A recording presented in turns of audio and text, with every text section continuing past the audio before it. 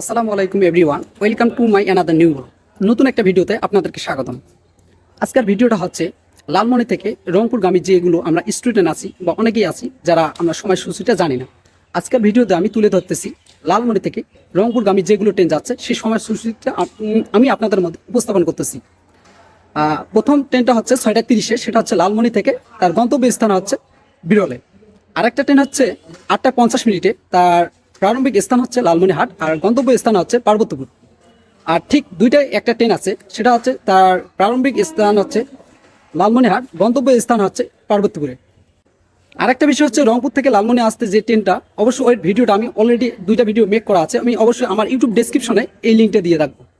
আর অবশ্যই এইরকম নিত্য নতুন ভিডিও পেতে অবশ্যই আমার ইউটিউব চ্যানেল এবং ফেসবুক পেজটা ফলো দিয়ে রাখবেন, যাতে সর্বপ্রথম নোটিফিকেশনের মাধ্যমে আপনি ভিডিওটা পেয়ে উপভোগ করুন।